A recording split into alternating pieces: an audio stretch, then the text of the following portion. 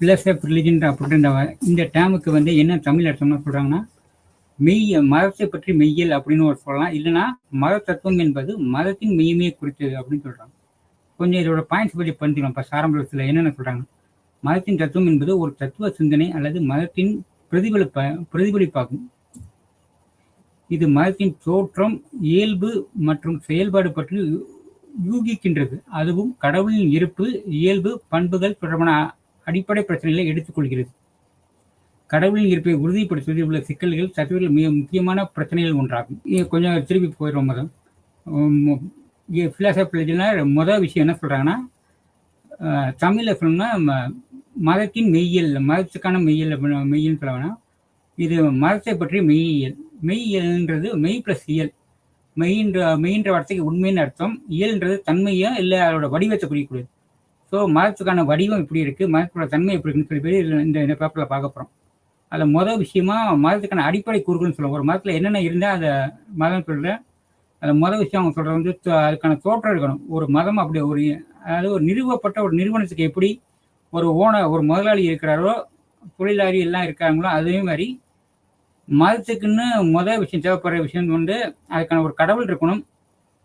அதனால அதுக்கான ஒரு ஆரம்ப இடம் இருக்கணும். இப்போ உதாரணத்துக்கு இஸ்லாம் மதன்றது கல்ஃப் கண்ட்ரியில் வளைகுடா நாடுகளில் அங்கதான் உருவாக்கப்பட்டது. கிறிஸ்டியானிட்டி வந்து ஈரோப்பில் உருவாக்குது. அது மாதிரி ஒவ்வொரு மதமும் வந்து ஒவ்வொரு நாட்டில் உருவானது. அதுதான் தோற்றம் சொல்லுவாங்க. அதுக்கான தோற்ற அமைப்பு இருக்கணும். அந்த காலமும் முக்கியம், இடமும் முக்கியம். அடுத்து இயல்பு, அந்த மதத்தோட அன்னைக்கு நேச்சர் எப்படி இருந்தது, டாக்மேட்டிக்ஸ், அந்த கருத்துக்கள் எல்லாம் எப்படி இருந்தது, மத கருத்துக்கள் எப்படி இருந்தது, அதாவது அவங்க எந்த அடிப்படையில் மதத்தை அடையாளப்படுத்திட்டாங்க, இந்த மதத்தை தன்னை ஒரு மனிதன் தன்னை எப்படி இந்த மதத்தை சேர்ந்தவன்னு அடையாளப்படுத்த, அதுக்கான விஷயங்கள்லாம் பற்றி பேச போகிறோம் இன்னைக்கு. அதான் philosophy of religion. Philosophy of religion இதை பற்றி பேச முடிவு வந்துடும். முதல் விஷயம் வர்றது, எல்லா மதத்துலையும் ஒத்துக்கூடிய ஒரு விஷயம் இருக்குது. நம்ம ஒரு விஷயம் பார்ப்போம். அது முதல் விஷயம் வந்து ஒரு ரிலீஜனில் வந்து ஃபவுண்டர் இருக்கணும். ஃபவுண்டர்னு இங்கே வந்து யார் அந்த உருவாக்கிற யாருன்னு சொல்லுவாங்கன்னா, கடவுள் தான் இங்கே உருவாக்கியவர் அப்படின்னு சொல்கிறாங்க. கடவுள் உருவாக்கினா நேரடியாக கடவுள் உருவாக்கின அவசியம் இல்லை. கடவுளின் பெயரால் இல்லை கடவுளின் தூதர் என்று சொல்லவர்களால் அதை உருவாக்கப்பட்டிருக்கலாம். அந்த அடிப்படையில் பார்க்குறப்ப அப்படிப்பட்ட அவங்க என்ன சொன்னாங்கன்னா, பொதுவாக எல்லா மதத்துக்குள்ள சில காமன் எலிமெண்ட்ஸ் என்ன, இன்னைக்கு உலகத்தில் எல்லா மதத்துக்கும் காமன் அடிப்படை கூறுகள் என்னன்னு பார்க்கணும். அடிப்படை ஒரு ஒற்றுமை என்னன்னா, எல்லா மதத்துலையும் அந்த உருவாக்கப்பட்ட கடவுள் என்பது, இந்த உலகத்தை உருவாக்கிய கடவுள் என்பவர் ரொம்ப நல்ல வித தன்மையை கொண்டிருப்பார். வெறும் நன்மைகள் மட்டும் நல்ல குணங்கள் மட்டும் கொண்டிருப்பார். அவர்கிட்ட தீய குணங்கள் எதுவும் இருக்காது. அவர் கருணை மிக்கவர் அப்படின்னு சொல்லி சில இயல்பு சொல்றாங்க. அப்போ அடுத்த கேள்வி ஒரு ரொம்ப பின்னாடி எப்போ வந்து மனிதன் எப்போ சிந்திக்க ஆரம்பிச்சா, அப்போ முதலுக்கு ஒவ்வொன்றா அந்த ரிலீஜன்ல சமூகம்னு ஒரு அமைப்பு உருவாக்குனாங்க. அந்த சமூக அமைப்பு உருவாகிறப்ப தனக்குள்ள அவங்களுக்கு ஒரு ஐடென்டி கிரியேட் பண்ணிக்கிட்டாங்க.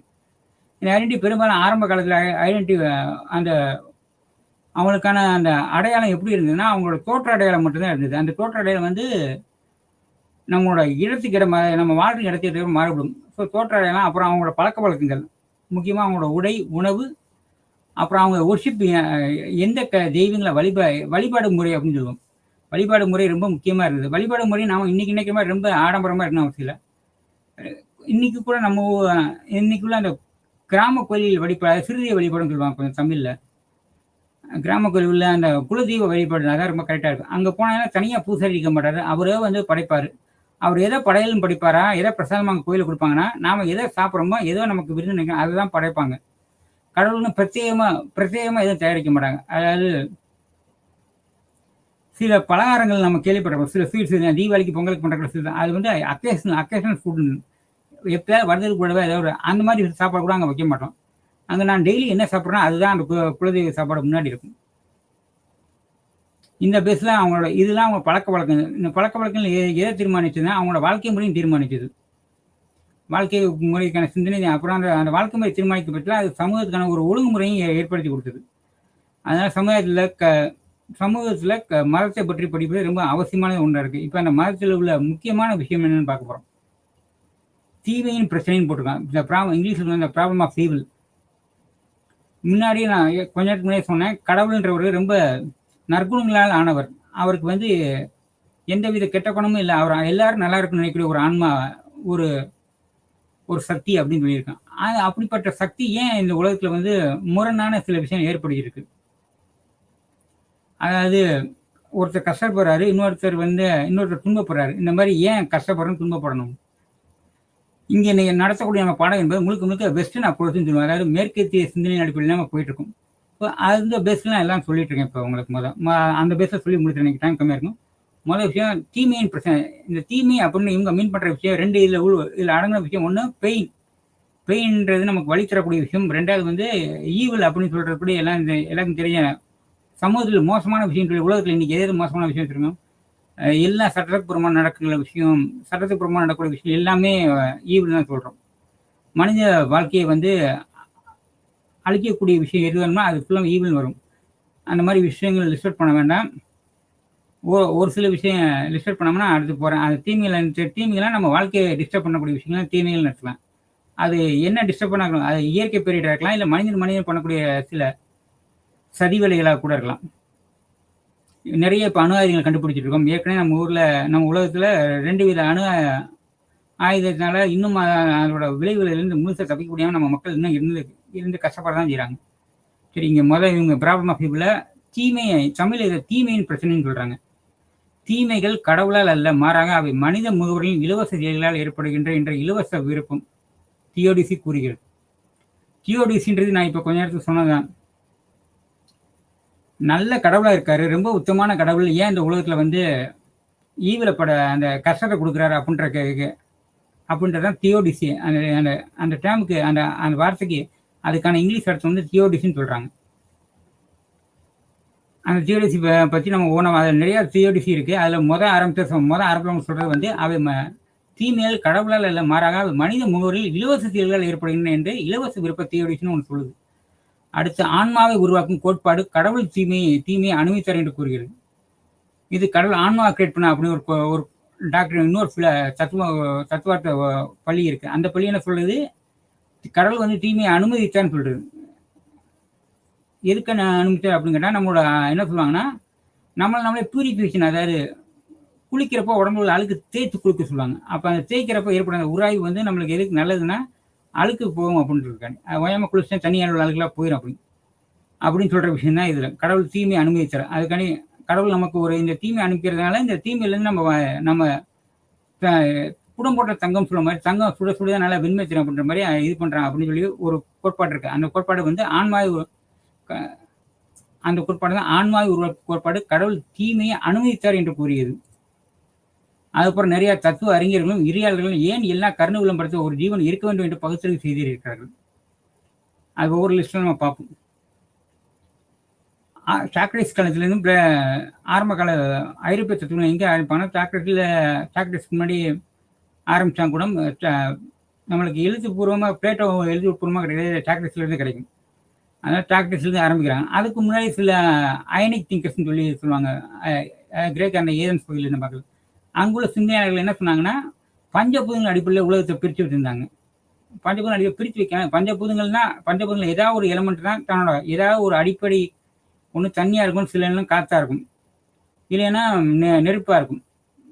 இந்த மாதிரி இதில் சொல்லி நிறைய பேர் ஒரு 3-4 திங்கரில் அந்த இதில் குறிப்பிட்டு, நான் திங்கரில் யார் ஒவ்வொன்றா பார்த்தோன்னா, ஹெர்க்லிடிஸ்னு ஒரு முக்கியமான திங்கர் இருப்பார். அவர் என்ன சொல்வார்னா, இந்த உலகத்தினோட ஆரம்பம் வந்து ஒரு எரிஞ்சிருக்க ஒரு கூட்டமைப்பு மாதிரி இருக்கும், காம்போ இருக்கு, அது மாறிட்டே இருக்கான், மாறாமல் இருக்கு, அது மாறிட்டே இருக்கும், ஒவ்வொரு செகண்ட் மாறிட்டே இருக்கு அப்படின்னு சொல்லுவார்.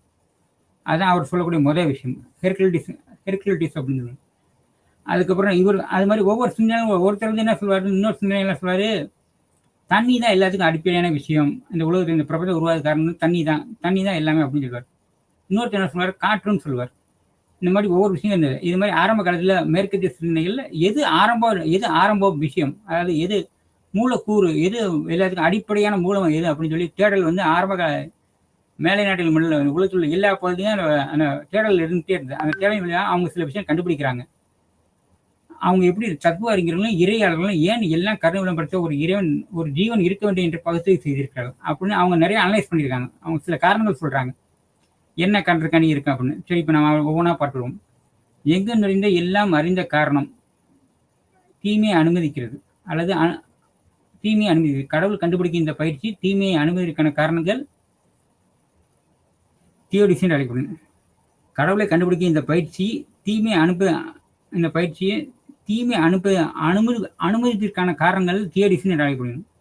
அது தீமை அனுப்புற எதுக்காண்டி தீமை நம்ம நினைக்கிற தீமை எதுக்கான கடவுள் படைச்சார், தீமையின் ஒரு விஷயம் இங்கே வரணும், நான் ஏன் துன்பப்படணும் அப்படின்னு சொல்றதுக்கு பேர் அது நல்ல உன்னதமாக ஒரு நற்குணங்கள் சேர்ந்த கடவுள் வந்து இருக்கிறப்ப எனக்கு ஏன் இந்த கடவுள் இந்த துன்பத்தை கொடுத்தாரு, அதாவது ஒரு பாசிட்டிவ் இருக்கு, ஒரு பாசிட்டிவான விஷயம் கடவுள்.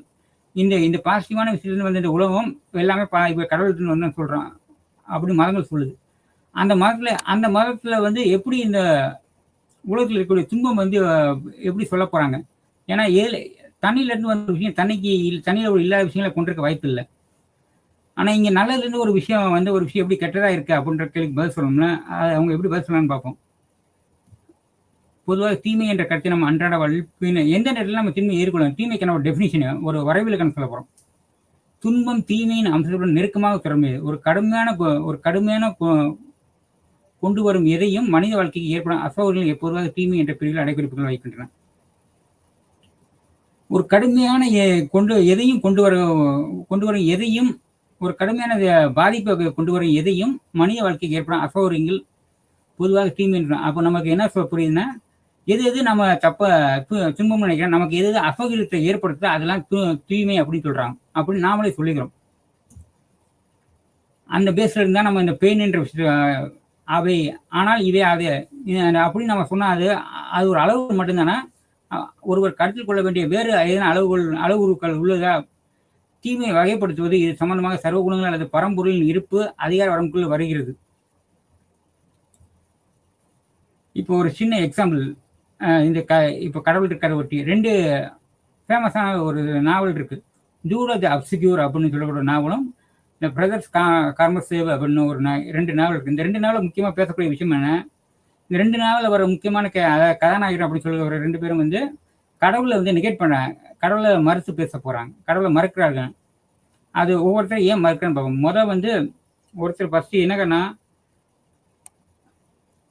என்ன காரணத்துக்காண்டி அவங்க மறுக்கிறான்னு பார்ப்போம். ஃபர்ஸ்ட் இதுல ஈவான் ஒரு கேரக்டர் வரும் ஃபர்ஸ்ட் ஒரு நாவல்ல. அந்த நாவல சொல்றேன் அவங்க என்ன பண்றாங்க, அவர் ஏன் மறுக்கிறாங்க, அந்த ஈவானுக்கு வந்து அந்த ஈவான் பார்க்குற விஷயம் குழந்தைகளின் துன்பம் தீமையின் உருவகம், குழந்தைகளின் துன்பம் தீமையின் உருவகம்னு முதல் சொல்றாரு. குழந்தைகளுக்கு ஏன்னா ஒன்றும் தெரியாத குழந்தை கஷ்டப்படணும் அவசியம் இல்லையா. ஆர்பனேஜில் உள்ள வளரக்கூடிய ஒரு காப்பகத்தில் வளரக்கூடிய குழந்தைகள், அந்த குழந்தைகள் படக்கூடிய கஷ்டங்கள் சின்ன சின்ன விஷயம் நமக்கே தெரியும். கீழே விழுந்தோம்னா நம்ம தவறி விழுந்தோம்னா தூக்கி விடுக்க நம்ம வீட்டில் அப்பா அம்மா சொந்தக்காரங்க யாரும் இருக்கிறப்ப அந்த காப்பகத்தில் வளர குழந்தைகளுக்கு யார் இருப்பாங்க, அந்த சமயத்தில் அதோட படுற வேதனை, அது குழந்தை ஓரளவுக்கு நம்ம விவரம் தெரிஞ்சதுக்கப்புறம் ஓரளவு பருவம் அடைஞ்சு அப்படின்னு இல்லை ஒரு நல்ல ஒரு வாலிப நிலைமை அடைஞ்சதுக்கப்புறம் நம்ம படுற கஷ்டத்துக்கு நம்ம சிந்திக்கிற ஆற்றல் வரப்போ நமக்கான காரணம் தெரிஞ்சுக்கும். நம்ம பண்ண பாவம் ஏதோ நமக்கு ஒரு சமாளிப்பு வச்சிருப்போம். ஆனால் ஒன்றும் தெரியாத குழந்தை ஏன் கஷ்டப்படணும், இன்னைக்கு நிறைய கஷ்டப்படுறாங்க பலவித வேலைகளால், அவங்களால பெயின் சொல்லக்கூட முடியாது, அளவு மட்டும்தான் தெரியும். அந்த குழந்தைகளுக்கான அந்த துன்பம் வந்து தான் அவங்க வந்து தீமையை உருவாக நினைக்கிறேன். இட்ஸ் ஈவில் அப்படின்னு சொல்றாங்க ஃபர்ஸ்ட் விஷயம். அந்த ஈவான் என்ற கேரக்டர். 2 நல்லிணக்கத்தையும் மன்னிப்பையும் உறுதியளிக்கும் ஒரு கடவுள் இருக்கிறார் என்றால் குழந்தையின் துன்பத்தை எவ்வாறு விளக்குவது என்று அவர் வாதிடுகிறார். இந்த தீமையின் இருப்பு காரணமாக இவான் கடவுள் என்ற கருத்து இவர் ஃபர்ஸ்ட் வர கேரக்டர் என்ன பேச கிடைக்கிறது, குழந்தைகளுக்கு ஏற்பட துன்பத்துக்கு காரணம் சொல்லவே இல்லை. ஒரு குழந்தை கஷ்டப்படுறா, அதுக்கு என்ன காரணம் இருக்க போகுது, அது அப்புறம் பிறந்து கொஞ்சம் வந்து அந்த குழந்தை என்ன செய்யும், அதுக்கு அது இப்போ ஒவ்வொன்றா கிரகிச்சிக்க ஆரம்பிக்குது. தங்க பார்க்குற விஷயங்கள் தெரிஞ்சுக்க விஷயங்கள் அனலைஸ் கூட சிந்திக்க ஆற்றல் கூட வராது. அது உள்வாங்கிக்கிற திறன் மட்டுமே இருக்கணும். அந்த குழந்தைய கஷ்டப்படுறது கொடுமையான விஷயம் அப்படின்னு நினைக்கிறது. இந்த கொடுமையான விஷயங்கள் அந்த குழந்தைக்கு தரக்கூடிய ஒரு படைத்த கடவுள் இருக்க முடியாது. ஒரு படைத்த சுத்தமான கடவுள் நான் இந்த மீன் பண்ற விஷயம் நல்ல குணங்கள் நற்குணங்கள் அடங்கிய ஒரு கடவுளிலிருந்து இருக்க முடியாது அப்படின்னு வாதிடுறார். இந்த அடிப்படையில் இந்த அடிப்படையில் அவர் இந்த கடவுள் இருக்க முடியாது அப்படின்னு சொல்றாரு ஈவான் என்ற ஃபர்ஸ்ட் கேரக்டர். அப்போ 2 நாவல் சொன்ன அந்த 2வது நாவலில் வரக்கூடிய கேரக்டர் பேர் யூதா. இவர் கடவுளை ஏன் நிராகரிக்கணும்னு பார்க்கணும். இவர் வந்து ரொம்ப சிம்பிளா நிராகரிக்கிறார். தனக்கு ஏற்படக்கூடிய கஷ்டங்கள், தனக்கு ஏற்படக்கூடிய நஷ்டங்கள், தனக்கு ஏற்படக்கூடிய தோல்விகள், இதுலேருந்து என்னை காப்பாற்றுறதுக்கு என்னை படைத்தவர்னு இருக்கக்கூடிய ஒருத்தர் வரல. அவர் வந்து அதனால நான் ஏற்படுற துன்பத்தையும் அவமானங்களையும் அவர் கிடைக்க வரல, அதனால கடவுள் இல்லைன்னு சொல்றாரு. இந்த 2 விஷயம் முக்கியமான விஷயம்னா, இந்த இரு நூல்களும் தீமையின் யோசனை மற்றும் இருப்புடன் அதன் தொடர்பை பற்றி முக்கியமான அம்சங்களை வெளிச்சம் போட்டு காட்டுகின்றன.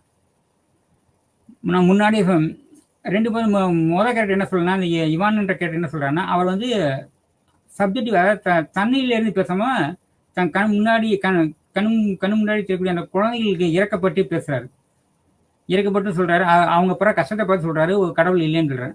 2வது கேரக்டர் ரொம்ப சுயநலமா தன்னுடைய முழுக்க முழுக்க தன்னோட உலகத்தை பத்தி நினைச்சு அது அவர் அந்த நபர் என்ன சொல்றாருன்னா, கடவுள் இல்ல. இவர் 2வது நபர் சொல்ற விஷயம் தான் இங்க பார்க்கணும். ஏன்னா 2மே வந்து ஒரு ஒரு காரண காரிய அடிப்படையில வந்து சொல்றாங்க.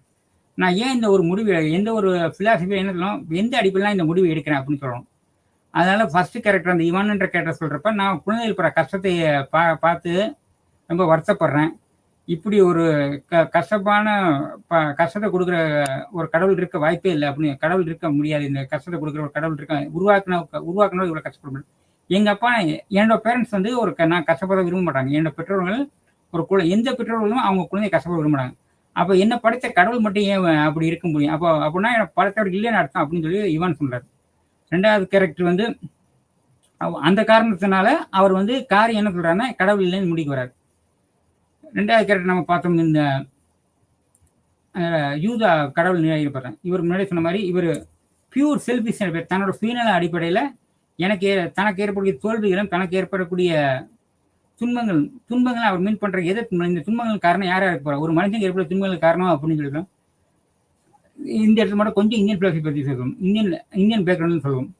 இந்தியன் பிளஸ் சாங்கியான்னு ஒரு ஸ்கூல் இருக்கு. தத்துவப்படியில் சாங்கியா புத்திசம் மாதிரி இந்த 2 ஸ்கூல் என்ன சொல்லணும்னா, மனிதனுக்கு ஏற்பட துன்பத்துக்கு காரணம்னு சொல்லி சொல்லியிருப்பாங்க.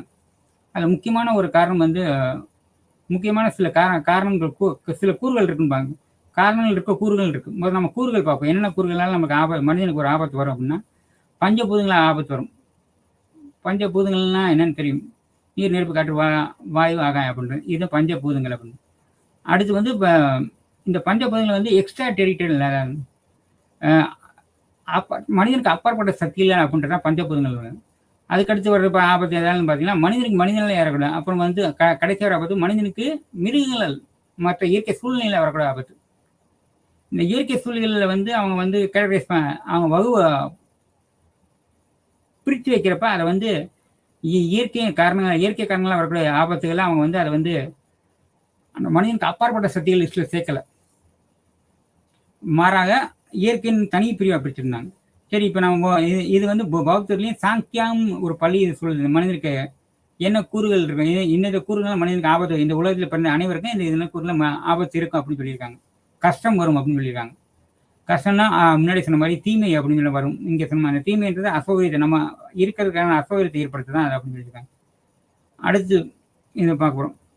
இது முத கூறுகள் சொன்னா, அப்போ காரணம் வேணாமா, வாட் இஸ் சார் என்ன காரணம் அடிப்படையில் இந்த அந்த நம்மளுக்கு தீமை ஏற்படுத்தும் அப்படின்னு சொல்றப்ப, பெரும்பாலும் உலக மத கோட்பாடுகள் எதை முன்மொழிகிறாங்கன்னா, கர்ம வினைகள் அப்படின்ற விஷயத்தை தான் ரிலிஜியன் பேசுறாங்க. கர்ம வினை ஒருத்தரோட கர்மா வந்து, அப்புறம் கடவுளுக்கு கடவுள் வந்து நம்மளை படைத்த கடவுள் வந்து நம்ம ஒழுங்கா நடக்குன்றதுக்காண்டி சில தண்டனைகள் அப்பப்போ கொடுப்பாரு அப்படின்னு சொல்றாங்க. அதுக்கு அவர் இயற்கையை வந்து ஒரு கருவியை உபயோகப்படுத்துறாரு அப்படின்னு சொல்றாங்க. இது வந்து மதங்கள் விளக்கப்பாடு. இது எல்லா முக்கியமான மதங்கள், எல்லா மதங்களும் மட்டும் இல்லை, எல்லா மதங்களும் முக்கியமான மதங்கள் சொல்றாங்க. இந்து மதம், கிறிஸ்துவ மதம், இஸ்லாம் மதம், இந்த 3 மதங்களும் இந்த கோட்பாடு உண்டு. அதுபோல தத்துவ பள்ளிகளிலும் இந்த கோட்பாடு உண்டு. அதை பற்றி நம்ம கொஞ்சம் தெளிவாக பார்ப்போம் அடுத்தது. பொதுவாக அனைத்து ஏக தத்துவ மதங்களும் ஒரு தெய்வீக இருப்பதாக நம்புகின்றன. இது எல்லாருக்கும் தெரியும். முதல் விஷயம், எல்லா ரிலிஜனுக்கும் பிலீவ் இன் ஒன் காட். எல்லா மதங்களும் ஒரே ஒரு கடவுளை, ஒரு முழுமையான கடவுளை ஏற்றுக்கொள்வோம். அவர் சர்வசக்தி பொருந்தியவராக இருப்பார். அவருக்கு அப்பாற்பட்டு எதுவுமே இருக்காது. அவர் சர்வ வல்லமை படைத்தவராக இருப்பார். அவருக்கு தெரியாத விஷயமே எது கிடையாது. அவர் ஒரு சர்வ ஞானி. எல்லாத்தையும் தனக்குள்ளே அடக்கி வைத்துக் கொண்டு இருப்பார் அப்படின்ற எல்லா விஷயம் அவங்க ஒரு அட்ரிபியூட், அந்த மாதிரி ஒரு பண்பு கொடுக்குறோம் அப்படின்னு நம்பக்கூடிய ஒருத்தர் இருக்கார். நம்ம அன்றாட சந்திக்கும் உலகின் தீமைகள், அப்படிப்பட்ட ஒரு ஜீவன் இருப்புக்கே உயிர்கள் ஒரு சவால் இருக்கின்றன. அந்த மாதிரி ஒருத்தர் கிரியேட் பண்ண இந்த உலகத்துல சர்வ வல்லமை பொருந்தவர், எங்கு நிறைந்தவர், எல்லாம் கருணை கொண்டவர், இப்படி இவர் கிரியேட் பண்ண இந்த உலகத்துல இவர் கிரியேட் பண்ண விஷயம், இவர் உருவாக்கிய உலகத்துல இவர் உருவாக்கிய மனிதர்களுக்கே சில பிரச்சனை இருப்பதற்கே உயிர்கள் ஒரு சவாலாக இருக்கின்றன அப்படின்னு. தீமைகள் ஒரு சவாலாக இருக்கின்றன. அதன் மூலம் அத்தகைய எல்லா மதங்களும், அதாவது அத்தகைய தெய்வீக ஜீவனுக்கு அனைத்து ஆற்றல், அறிவு மற்றும் தார்மீக மனநிலை உள்ளது. அதாவது தெய்வீக ஜீவனுக்கு தான் இந்த ஏன் அப்படின்னு சொல்லி ஒரு அவங்க தான் பொறுப்பு ஏற்றுக்கிறோம் அப்படின்னு சொல்றாங்க. கொஞ்சம் கலவுக்கெல்லாம் சொல்லணும்னா, அனைத்து ஆற்றல், அறிவு மிக்க தார்மீக மனநிலை உள்ளது. அந்த தெய்வீக ஜீவனுக்கு தான் ஆற்றல் இருக்கு. அதான சர்வாற்றல். அறிவு, ஹி நோஸ் எவ்ரி திங்ஸ். அவருக்கு தெரியாத விஷயங்களே இல்லை இந்த பிரபஞ்சத்துல. எல்லா விஷயம் அவரோட அறிவுக்கு அவரோட நாலேஜ், அவரோட அறிவுக்கு அப்பாற்பட்ட எதுவும் நடக்கிறது இல்லை. எங்கேயோ ஒரு மரம் விளையினா கூட அவருக்கு அது அவரோட அறிவின் பேரில், அவரோட ஆற்றலினாலே நடக்குது, அவருக்குள்ள பவர்னால நடக்குது. அவருக்கு தெரிஞ்சிருக்கு அந்த மரம் விழுகிறதுன்னு தெரிஞ்சிருக்கு. அப்புறம் அதுக்கான தார்மீக மனநிலையும் அவர் தான் பொறுப்பேற்றுக்கணும். அதுக்கான பொறுப்பு இருந்துச்சு அவர் தான் ஏற்றுக்கணும் அப்படின்னு சொல்றாங்க. இது வரைக்கும் நம்ம மதத்துக்கான இந்த மதமான கடவுளை பத்தி கொஞ்சம் பார்த்தோம். இப்போ இந்த மதத்துல சில கோட்பாடுகள் இருக்கு. நம்ம முன்னாடி பார்த்தப்ப இந்த ஈனான்னு ஒரு கேரக்டரும், அப்புறம் இன்னொரு கிராம்சின்னு ஒரு 2 நாவல் உள்ள கேரக்டர் பார்த்து அவங்க கடவுளை நெகேட் பண்றாங்கன்னு சொன்னோம். அப்போ இந்த உலகத்துல கடவுளை மறுத்து பேசக்கூடிய சிந்தனையாளர்கள் இருந்திருக்காங்க அப்படின்னு கேட்டா, இல்ல இருந்திருக்காங்களா அப்படின்னு கேட்டா, அதுக்கு பதில் ஆமா இருந்திருக்காங்க. அவங்களுக்கு பேரு, அந்த ஐடியாலஜிக்கு பேரு, அந்த கருத்தாக்கத்துக்கு, அதாவது கடவுளை மறுத்து பேசக்கூடிய அந்த கருத்தாக்கத்துக்கு பேர் நாஸ்திகம் அப்படின்னு சொல்றாங்க. இந்த நாஸ்திகை பத்தி ஒரு சின்ன ஒரு முன்னுரை மட்டும் கொடுக்கும். நாஸ்திக் என்ற சொல் கிரேக்கா அதியோஸ் என்பதில் உருவானது. அதாவது கடவுள்கள் இல்லாமல் இது ஏற்றுக்கொள்ளப்பட்ட கடவுளையே நம்பாதவர்கள் அல்லது நம்பாதவர்கள் என்று கருதப்படும் எவருக்கும் இழிவாக பொருந்தும். திருப்பி நான் படிக்கிறேன். கடவுள்கள் இல்லாமல் இது ஏற்றுக்கொள்ளப்பட்ட கடவுள்களை நம்பாதவர்கள் என்று கருதப்படும் எவருக்கும் இழிவாக பொருந்தும். அப்படி அவங்க என்ன சொல்றாங்கன்னா, ஆரம்ப காலத்தில் நாஸ்திகன் இந்த கருத்து எதை குறித்திருந்தா, என்னோட மதத்துக்கு எதிரான கருத்துக்களை உடையவர் அனைவரும், மத கருத்துக்களுக்கு எதிராக பேசுவவர்களும், மத கருத்துக்களுக்கு எதிரான கடவுள் கோட்பாடு கொண்டவர்களும் இழிவாக கருதப்படுறாங்க. அந்த இழிவாக கருதப்ப அவங்களுக்கு ஒரு பேர் கொடுத்தாங்க, நாஸ்திகம் அப்படின்ற. அவங்களோட கருத்துக்கு அவர்கள் நாஸ்திகர்கள்னு சொல்லி அவங்களோட கருத்துக்கு நாஸ்திகம்னு பேர் கொடுத்தாங்க. பொய்க்கடவுளில் அதான் இப்போ பார்க்கணும். அதை பற்றி நம்ம சரியா பார்க்கணும். பொய்க்கடவுளிலே ஸ்தாபிக்கப்பட்ட மதங்களுக்கு முரண்பட்ட கடவுளுக்கு கோட்பாடுகளோ இல்லை. முதலில் நாஸ்தி என்ற சொல் புழக்கத்துக்கு வந்தபோது பொதுவாக அன்றைய பிரபலமான கடவுளை கேள்விக்குள்ளாக்கிய எந்த அமைப்பின் மீது குற்றச்சாட்டின் அடைமொழி. ஃபர்ஸ்ட் நாம இப்பதான் சொன்னோம், கடவுளுக்கு நமக்கு ஒரு சுருக்கக்கூடிய விஷயம். மதத்தில் நம்ம நாஸ்திகன் என்ற சொல் எதுக்கு இருந்துச்சுன்னா, நீங்க ஏற்கனவே இருக்கக்கூடிய ஒரு மதத்தில் உள்ள கடவுளை, ஒரு மதத்தை பத்தி இல்லை அந்த மதத்தில் சொல்லக்கூடிய கடவுளை பத்தி நீங்க கேள்வி எழுப்பினா, உங்களுக்கு இது உங்களை இழிவுபடுத்த, அந்த கேள்வி எழுப்பின இழிவுபடுத்த விதமாக ஒரு பேர் உருவாக்குனா, நாஸ்திகன் ஒரு பேர் உருவாக்குனாங்க. அதுக்கு உதாரணம் சிலங்கள் பார்ப்போம். ஃபர்ஸ்ட், இவர் ஏதன்ஸ் மற்றும் டயக்ரிஸில் உள்ள சிவில் அதிகாரிகள் சாக்ரட்டிஸை நாஸ்திகர் என்று குற்றம் சாட்டப்பட்டார். சாக்ரட்டிஸ் கொஸ்டின் பண்ணப்ப அவர் நாஸ்திகர் தான் பிளேம் பண்ணி அனுப்பிச்சாங்க. ஃபர்ஸ்ட் எடுத்தோன்னா பிளேம் இளைஞர்கள் அவர் வைக்கப்பட்ட முக்கியமான ஒரு பிறகு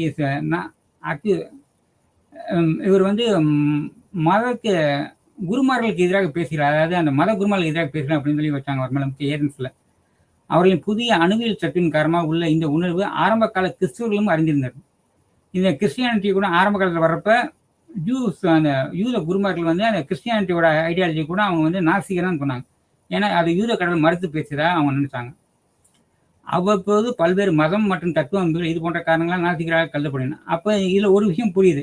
அப்போ இந்த நாஸ்தி என்ற சொல்லுக்கு அர்த்தம் ஒரே மாதிரி இல்லை. எந்த ஒரு வார்த்தையும் பெரும்பாலும் லிங்குவிஸ்டிக் போனீங்க, மொழியியல் படிக்கும் போனீங்கன்னா ஒரு வார்த்தைகளுக்கான அர்த்தம், அந்த அர்த்தம்ன்றது ஒவ்வொரு காலகட்டத்திலும் மாறிட்டே வரும். அது மாதிரி நாத்திகம் என்ற அந்த வார்த்தைக்கு ஒவ்வொரு காலகட்டத்திலும் ஒவ்வொரு விதமா அர்த்தம் மாறிட்டே வந்திருக்கு. கடைசியா இன்னைக்கு அந்த எப்படி சொல்லி நிற்கணும், இன்னைக்கு நாத்திகம் என்ற சொல்ல ஆதிக்கத்தை மறிப்பது. எந்த ஆதிக்கம்? கடவுள் இருப்பு ஆதிக்கத்தை மறிப்பது, கடவுள் இருப்பையும் மறுப்பது. 2 விஷயம் மறுக்கணும். கடவுளை மட்டும் மறுக்கிறது இல்லை, கடவுள் பேரால் சொல்லக்கூடிய விஷயங்களும் மறுக்காம இருக்கலாம். இது 2 தான் இன்னைக்கு கடவுள் நாஸ்திகம் என்ற வார்த்தைக்கு அர்த்தமா சொல்றாங்க. நாஸ்திகம் பேசுனதுக்கு அப்புறம் ஆஸ்திகம் நாஸ்திகம் 2 விஷயம் இருக்கும் நம்ம பெறுவோம். அதில் இப்போ நான் நாஸ்திகம் பார்த்தோம். ஆஸ்திகன்றதுக்கான ஒரு பின்னாடி இன்னும் கொஞ்சம் பின்னாடி பார்ப்போம். அதுக்கு முன்னாடி இன்னொரு அறிவு சார்ந்த இப்போ ரீதியாக நம்ம பிலாசபி ஆஃப் ரிலிஜன்னால சிந்தனையின் கோட்பாடு அடிப்படையில் நம்ம மதத்தில் என்ன சிந்தனை இருந்துச்சு அதுக்கு அடுத்து அப்படின்னா, சிந்தனை அப்படின்றது ஒரு ஒழுங்குமுறையில் இருக்கணும். அப்போ தான் தத்துவ சிந்தனை சொல்லப்படும். அப்போ அந்த அடிப்படையில் பார்த்தோம்னா நம்ம பார்த்தது வந்து நாஸ்திக் என்ற அதுக்கு ஒரு சிந்தனை கோட்பாடு ஒரு ஒழுங்கு ஒரு வடிவமைப்பு இருந்தது. அடுத்து நம்ம அஞ்ஞானவாதம் சொல்லக்கூடிய ஏகநாஸ்திக்னு சொல்லி ஒரு ஐடியாலஜி பார்க்க போகிறோம். ஏகநாஸ்திசம் அப்படின்றது கடவுளை பற்றிய மனிதனின் அறிவை நோக்கிய மனப்பான்மையாகிய அஞ்ஞானவாதத்தை காணலாம். அதாவது கடவுள் மனிதனால் அறிய முடியாதவர். அஞ்ஞானவாதம் என்ற வார்த்தை கிரேக்க மொழியிலிருந்து வந்தது. இதில் முக்கியமான நம்ம குறிக்க வேண்டிய குறை பாயிண்ட்ஸு, கடவுள் மனிதனால் அறிய முடியாதவர். நம்ம இதுக்கு பழைய கிளாஸ் நம்ம பார்த்தப்ப எப்படி ஃபிலாசபியில் ஒரு தத்துவ பள்ளியில் வந்து மெட்டாபிசிக்ஸ், எபிஸ்டமாலஜி, எத்திக்ஸ் அப்படின்னு சொல்லி ஒரு 3 கேட்டகரி இருக்கும், அப்படின்னு 3 டிவிஷன் இருக்கும் அப்படின்னு. இல்லை மெட்டாபிசிக்ஸ் நம்ம சொன்ன மாதிரி நம்ம புலன்கடந்த அறிவு, அதில் வந்து கடவுளை பற்றியும் நம்ம அடையக்கூடிய இலக்கு பற்றியும் சொல்லியிருப்பாங்க அப்படின்னு. அதுக்கு அடுத்து அது வந்து அந்த எபிஸ்டமாலஜின்றது மனிதன் எது மூலம்னா அந்த மெட்டாபிசிக்ஸ் அடைய தெரிஞ்சிக்க முடியும் அப்படின்னு. இப்போ மனிதனுக்கான இந்த இடத்துல மனிதனோட இயலாமைன்னு சொல்கிறோம், மனிதனுக்கான வரையறையை சொல்கிறாங்க. அதாவது மனிதனோட அறிவுக்கான வரையறை சொல்கிறாங்க. நம்ம ஒரு மனிதனுக்கான ஒவ்வொருத்தருக்கும் எபிலிட்டி டிசபிலிட்டின்றது காட்டிலும் இது வந்து கேப்பபிலிட்டி அப்படின்னு ஒரு வார்த்தை வரும் இங்கிலீஷில். அதாவது திறன் இருக்கிறத காட்டிலும் எனக்கு அந்த திறன் எந்த அளவுக்கு இருக்குது, என்னோட திறனுக்கான எல்லை எது அப்படின்னு சொல்லி என்னோட ஒரு சராசரியாக ஒரு மனிதனோட பார்வை எந்த லிமிட் இருக்குன்னு நமக்கு தெரியும். அந்த எல்லைக்குள்ளே இருக்கிறதுக்கு நம்ம மனிதனால் எந்த ஒரு விஷயம் முழுமையாக சரியாக பார்த்து புரிஞ்சிக்க முடியும், முயற்சி பண்ண முடியும். ஆனால் அவனோட கண்ணுக்கு அப்பாற்பட்டு இருக்கக்கூடிய விஷயங்கள் அவனால் யூகிக்க முடியும், இல்லை யூகிக்க மட்டும் தான் முடியும், வேறு எதுவும் இல்லை கற்பனை பண்ணி பார்க்க முடியும், இப்படி தான் இருக்க முடியும். இதை உணர்ந்து இந்த நிலையை மனுஷனை ஒத்துக்கொள்ள சில பேருக்கு பக்குவம் உண்டு. அந்த மாதிரி மனிதர்கள் சில பேர் என்ன சொன்னாங்கன்னா, எங்களுக்கு வந்து கடவுள் இருக்காருன்னு என்பது உறுதியாக தெரியாது, அதே நேரத்தில் அவர் இருக்காருன்னு கடவுள் இருக்காருன்றது எங்களுக்கு உறுதியாகவும் தெரியாது, அதே மாதிரி கடவுள் இல்லைன்றது எங்களுக்கு உறுதியாக சொல்ல தெரியாது. ஏன்னா எங்களுக்கு அதை பற்றி சொல்ல தெரியாதுன்ற கடவுள் எங்களுக்கு அது குறித்தான அறிவு இல்லை அப்படின்னு சொல்லிட்டு ஒத்துக்குறாங்க. இதுக்கு பேர் அஞ்ஞானவாதம்னு சொன்னால் கூட இது அந்த அஞ்ஞானவாதம் ஆர்ஜின் பார்ப்போம். மேற்கு தேசத்தில் என்ன சொல்றாங்க, அக்னாஸ்டிக்ஸ் என்ற சொல்லுக்கு அறியாமை அல்லது அறியாமையின் தொழில் என்று பெயர். இது மனிதனோட ஒரு அறியாமையின் வெளிப்பாடு தான் அவங்க சொல்றாங்க. இது ஒரு மனிதன் தன்னோட இயலாமையை ஒற்றுக்கொள்கிறான். ஒரு பொருளையல் ஒரு கருத்தை குறித்து தன்னோட இயலாமை ஒற்றுக்கொள்ளும் விதமாக சொல்றதுதான் அஞ்ஞானவாதம். இது பெரும்பாலும் இந்த அஞ்ஞானவாதம் தன்னோட இயலாமை எதை குறித்து கடவுளை குறித்து அவனோட இயலாமை, கடவுளை குறித்து இயலாமைன்னா கடவுளை பற்றி அவனை தெரிஞ்சிக்க முடியுன்ற அடிப்படையில் சொல்ற விஷயம் தான் அஞ்ஞானவாதம். முதலில் 1869 T.H. ஹக்ஸி என்பவரால் மனிதனின் அறிவை மறுக்கும் எவரையும் குறிக்க பயன்படுத்துவது இந்த சொல். நாஸ்திகம் மற்றும் அஞ்ஞான மரபுகளை சேர்ந்த சிந்தனையாளர்கள் கடவுள் இருக்கிறார் என்பதை நம்மளால் நிரூபிக்க முடியும், அதை மறுக்க முடியும் என்று கருதுகிறார்கள். பல தத்துவவாதிகள் நாஸ்திகர்கள் பல வடிவங்கள் உண்டு என்று நம்புகிறார்கள். நாஸ்திகம் எடுக்கக்கூடிய மிக ஆழமான வடிவம் எந்த ஒரு ஆன்மீக மற்றும் புற உலகின் உலகியலின் இருப்பையும் நேர்மையான மற்றும் வரட்டத்தன்மையான மறுப்பாக இருக்கும் மறுப்பாக இருப்பவை, வரட்டத்தன்மை மறுப்பாக இருக்கக்கூடிய விஷயங்கள். அது முதல் விஷயம் இப்போ உள்ள பேச விஷயம் நாத்தியம் வரும் அஞ்ஞான மறுப்பும் கடவுள் இருக்கிறது என்பது நம்மளால் மறுக்கவும் முடியும். நாஸ்திகம் மற்றும் அஞ்ஞான மறுப்புனா நாத்திகம் என்ன சொன்னால் கடவுள் இருக்கிறத நிரூபிக்க முடியல அப்படின்னு சொல்லிட்டு போயிடும் ஒரே வாட்டில். ஆனால் அஞ்ஞானவாதிகள் அப்படின்னு சொல்லிக்கிற இவங்க என்ன சொன்னால் நம்மளால் மறுக்கவும் முடியும், அதை நிரூபிக்கவும் முடியும், கடவுள் இருக்கின்றது நிரூபிக்க முடியும் என்று கருதுகிறார்கள். அதுக்கு காரணம் ஏன்னா நம்ம ஊரில் தமிழில் சொல்கிற மாதிரி ஒரு பழமொழி உண்டு, தூரத்து பச்சை அப்படின்னா இங்கேருந்து அக்கறைக்கு இக்கரை பச்சை அப்படின்னு. அந்த கரையிலேருந்து பார்க்குறப்ப இக்கரை பச்சையாக தெரியும், ஆனால் அதே அடுத்த கடை போய்னா திருப்பி இந்த கரை பச்சையாக இருக்கும். இது நம்ம அடுத்து வர்றது எதிர்காலத்தை யூகிக்க முடியாத, எதிர்காலத்தை பற்றி கூற முடியாது, அறுதிட்டு கூற முடியாது அப்படின்ற கிடையாது செயல். அதனால அவங்களால அதை ப்ரூவ் பண்ணவும் முடியும்னு நம்புகிறாங்க. மதங்கள் வந்து முழுக்க நம்பிக்கை சார்ந்ததாக இருந்தன. ஆனால் அந்த நம்பிக்கை 16ஆம் நூற்றாண்டில் வரப்ப ஐரோப்பிய என்ன சொன்னாங்கன்னா, அது நம்பிக்கை சார்ந்த மட்டும் இருக்கக்கூடாது, மனிதன் அறிவுக்கும் காரணக்காரியம் மனிதனுடைய சிந்தனைக்கும் அது இடமளிப்பதாக இருக்கணும், சிந்தனை மூலியம் அதை நிறுவ முடியும்னு நம்பினாங்க. அதில் முக்கியமான ஒரு அறிஞர் வந்து ரினே டேக்கர்ஸ் சொல்லுவோம், மேற்கு தேச. இவங்க என்ன சொன்னாங்கன்னா, ஒவ்வொரு மதத்திற்கான அதுக்கு முன்னாடி வரைக்கும் மதங்கள் என்ன ஆரம்ப காலத்து மதங்கள் எப்படின்னா நம்பிக்கை அடிப்படையிலாம் இருந்தது. ஆனால் அந்த நம்பிக்கை அடிப்படையிலாம் அவங்க அதிகமாக எல்லா விஷயமும் வலியுறுத்திட்டு இருந்தாங்க. மத சார்பட்ட விஷயங்கள் நம்பிக்கை அடிப்படையில் வலியுறுத்திட்டு இருந்தாங்க. ஆனா இது டேக்கார்ட் சிந்தனையில வர 14ஆம் நூற்றாண்டுல வர சிந்தனையில இருக்கக்கூடிய டேக்கார்ட் என்ன சொல்லுவாரு, இல்ல மத கோட்பாடு நம்பிக்கை மட்டும் வற்புறுத்தி எதுவும் பண்ணக்கூடாது. அவங்கள சிந்தனையின் மூலமா நம்ம கடவுளை நிறுவ முடியும் அப்படின்னு சொல்லி அவர் முயற்சியும் செய்தாரு. அதில் வெற்றியும் அடைந்தார். அடுத்து பார்ப்போம். எந்த ஒரு ஆன்மீக மற்றும் புறவுகளின் இருப்பையும் நேர்மறையான மற்றும் வட்டத்தனமான மறுப்பாக இருங்கள் அப்படின்னு போட்டோம். எந்த ஒரு ஆன்மீக மற்றும் புறவுகளின் இருப்பையும் ஆன்மீக மற்றும் புறவுகளின் அப்படின்னு இருப்பை இந்த வார்த்தைக்கு இந்த சென்டென்ஸ் கூட பார்ப்போம். 2 பகுதியை பிரிச்சுங்க. பெர்ட்ராண்ட் ரஸ்ஸல்னு ஒருத்தர் இருப்பார். அவர் அட்டாமிக் தியரி என்ன சொல்லணும்னா, நமக்கு எந்த ஒரு பெரிய பேராகிராஃபோ இல்லை ஒரு சென்டென்ஸாக அர்த்தம் புரியலைன்னா அது தனித்தனியாக பிரித்து கொஞ்சம் கொஞ்சமாக அதை சிறுதாக பிரித்து நம்ம அர்த்தம் படித்து அர்த்தம் பார்க்க முயற்சி பண்ணணும். அப்போ அது முழுமையான நமக்கு அர்த்தம் தெரிஞ்சுங்க அப்படின்னு சொல்லுவார். அவரோட பேர் அட்டாமிக் தெரிஞ்சுருவாங்க. தத்துவ சிந்தனையில் பெர்ட்ராண்ட் ரஸ்ஸல். சரி, அவர் சொன்ன மாதிரி இப்போ நான் இந்த எந்த ஒரு ஆன்மீகம் மற்றும் புறவழியில் இருப்பேன் அப்படின்னு சொன்னேன். ஆன்மீக புற உலகியல் இருப்பேன் அப்படின்னா 2 விஷயம். எந்த ஒரு ஆன்மீகம் மற்றும் அப்படின்ற விஷயம் ஸ்பிரிச்சுவல் அப்படின்னு சொல்லக்கூடிய விஷயம், ஆன்மீக சார்ந்த விஷயங்கள் புற உலகில் இருப்பையும் அப்படின்னா எனக்கு அப்புறம் ஒரு உலகம் இருக்கு. அந்த உலகம் நாம நினைக்கிற இந்த செவ்வாய் அடுத்த கிரகங்கள் இல்லை. சொர்க்கம்னு ஒரு டேம் அதிகமாக தெரிஞ்ச எல்லா பேரும் தெரியும். சொர்க்கம் நரகம் அப்படின்ற வார்த்தை யூஸ் பண்றதாகட்டும், இல்லை கடவுளும் தனி லோகம் இருக்கும் அப்படின்னு சொல்லி அந்த ஆன்மா இருக்கக்கூடிய உலகங்கள் தனி அப்படின்னு சொல்லி சொல்றதாகட்டும், பேய் தீமைன்னு சொல்லலாம். அந்த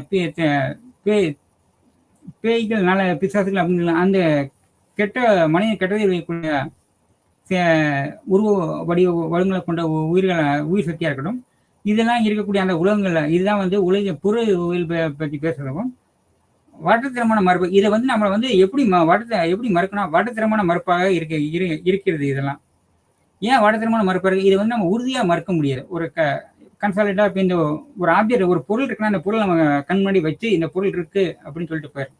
அந்த பொருள் இல்லைன்னா பொருளை எடுத்து வச்சுட்டு இந்த பொருள் இங்கே இல்லை அப்படின்னு சொல்லி இந்த முடிவுக்கு வந்துடும். ஆனால் இதில் எதுவும் அப்படி மறுக்காம என்ன சொல்றோம்னா, கண்ணால பார்க்கறது கண்மணி இருக்க அனைத்தும் உண்மையும் இல்லை, கண்ணுக்கு நம்ம பார்க்குற அனைத்தும் பொய்யும் இல்லை, நம்ம பார்க்குற அனைத்தும் உண்மையும் இல்லை, பார்க்காத அனைத்தும் பொய்யும் இல்லை. அதை நம்ம பார்க்கறது மட்டும் உண்மைன்னு சொன்னால் எவ்வளோ பயிற்சி காட்டணுமோ, நான் பார்க்காத எதுவும் பொய்ன்னு ஏற்றாத ஒரு கிணச்சோலை மாதிரி ஆயிடுவோம். அப்போ என்னன்னா திருப்பி கிணச்சோலை என்ன சொல்லணும்னா, ஒரு கடல்னு ஒரு தவளை கிணத்துல தெரியாமல் குந்துடும். அப்போ அந்த கிணத்துல இருக்கிற தவளை அதுவும் பேசிடுவாங்க. அந்த கிணத்தவளை கேட்கும் கடல் எவ்வளோ பெருசாக இருக்கணும்னு அது என்ன பண்ண, அந்த கிணத்தவளை கிணத்துக்குள்ளே இருந்தே அந்த 2 பக்கம் தாண்டிட்டு சொல்லுங்க, இந்த இதோட பெரிதளவாக இருக்குமா கடல் அப்படின்னு கேட்கும். கடல் தவளை சிரிச்சுட்டே கடல்ன்றது எவ்வளோ பெருசாக இருக்கும், அதை கிணத்தோட எப்படி ஒப்பிட முடியும் அப்படின்னா, அந்த கிணத்தவளை அந்த விஷயத்தை கடல் தவளை மட்டும் தான் சொல்ல முடியும். கிணத்தவளை புரிஞ்சுக்கூடாது. ஏன்னா கிணத்தவளை கடலை பார்த்ததே இல்லை. அதை என்ன பண்ணால் தனக்கு தெரிஞ்ச விஷயத்தை வச்சு நம்ம புரிஞ்சுக்க முயற்சி பண்ணணும் சொன்ன மாதிரி. ஏன்னா அதோட அறியாமையில் வெளிப்படாது. அறியாமை வெளிப்படனா அதுக்கு அந்த வாய்ப்பு தரப்படவே இல்லை. அதனால அது தனக்கு தெரிஞ்சதை வச்சு தெரியாத ஒரு விஷயத்த கற்பனை பண்ண முயற்சி பண்ண பார்க்குது. அது தெரியாத விஷயம் முயற்சி பண்ணுறது தப்பில்ல. அதில் எங்கே பிரச்சனை மனிதன் சமூகம் வாழ்கிறப்ப நான் தெரியாத விஷயத்த முயற்சி பண்ணுறப்ப நான் எனக்கு தெரிஞ்ச விஷயத்த உயர்த்தியும் அந்த தெரியாத விஷயத்த தாழ்த்தியும் பேசுகிறப்ப தான் பிரச்சனை ஆயிடுது. அந்த பிரச்சனை தான் இங்கே வருது. அது வர்றப்ப மனிதனுக்குள்ளே சில உயர்வு தாழ்வு ஏற்படுற காரணமாயிரும். சரி, இந்த வாட்டுத்தன்மையில வெறுமன சிம்பிளாக வாட்டுத்தன்மை சொன்னால் போதுமா? அது சில விஷயங்கள் ஏன்னா ஒவ்வொரு காரணம் சொல்கிறேன். இது சில நேரங்களில் வாட்டுத்தன்மை மேலே நேர்மறை கோட்பாடு நாஸ்திகம் என்று அழைக்கப்படும் சொல்லியாட்டம். நாஸ்திகம் தான், கடவுள் இல்லைன்ற மறுப்பு கொள்கை தான் நம்ம பேச போகிறோம். ஆனால் இந்த ரிஜெக்ஷன் எப்படிப்பட்ட அந்த மறுப்பு எப்படிப்பட்டதாக இருக்கும்? அது இருக்கலாம். அத்தகைய அமைப்பு எப்போது தீவிரமாக பராமரிக்க முடியும் என்று சந்தேகித்தார். பருப்பு பொருளில் தாம் கண்டவதை கூறிக்கொள்ளும் பொருள்முதுவாதத்தின் சில மேம்பட்ட கடலை சிந்தித்து பாருங்கள். சொந்த காரணம் மற்றும் விளக்கம் மற்றும் எந்த ஒரு ஆன்மீக காரணத்தையும் எப்படி நேர்மையாக விளக்கிறது. ஏன்னா இப்போ கொஞ்ச நேரத்துக்கு இப்போ இதை நம்ம சொன்னோம். அதாவது கண் முன்னாடி அதுக்கு பேர் மெட்டீரியலிஸ்ட் வியூன்னு சொல்லுவாங்க. அதாவது மெட்டீரியல் தத்துவ நிறைய பிலாசபிகள் மெட்டீரியலிஸ்ட் வியூன்னு சொல்லக்கூடியது பொருள்முதுவாத தத்துவம் அப்படின்னு சொல்லக்கூடிய அந்த பொருள்முதுவாத தத்துவம் என்ன சொல்லணும், கண்ணு முன்னாடி ஒரு பொருளை காமிச்சிட்டு இதை பாருங்க, நம்ம பார்ப்போம், நம்ம ஐம்புலங்களாக அறியக்கூடிய எல்லா விஷயத்தையும் நம்ம பார்த்து சொல்லிடுறோம் அப்படின்னு சொல்லிட்டு அது ஒரு பொருள் இருக்குன்னு சொல்லிட்டு அதை காரணம் சொல்லணும், அறிவியல் ரீதியாக விளக்கணும். ஐம்பதுல ஒரு பொருள் ஹீட்டாக இருக்கு, இல்லை குளிர் இருக்கா அப்படின்னு நன்மையை சொல்கிறப்ப அது 50 உழந்தா மட்டும் தான் சொல்ல முடியும். அதுதாங்க சொல்கிறாங்க. அது கரெக்டாக சிந்தனை ஒவ்வொரு பரப்பாக சொல்கிறேன். நான் போய் தொட்டுப்பாரு, இல்லை போய் டேஸ்ட் பண்ணிப்பாரு அப்படின்னு தெரிஞ்சு போயிடும். இது ரொம்ப சிம்பிளாக, இது வரட்டு பக்கம், இது ரொம்ப மக்களுக்கு எல்லாத்தையும் புரியல லாங்குவேஜ் புரியுற மாதிரி எங்க சொல்லுதுன்னா பொருள் முருகா தத்துவம் சொல்லிட்டு போகும். இதுக்கு பேர் நேர்மை. இது இந்த இந்த விளக்கத்துக்கு பேர் நேர்மையா விளக்குன்னு சொல்றோம். அது வந்து இது வந்து எதையும் வந்து மறைமுகமா விளக்கல.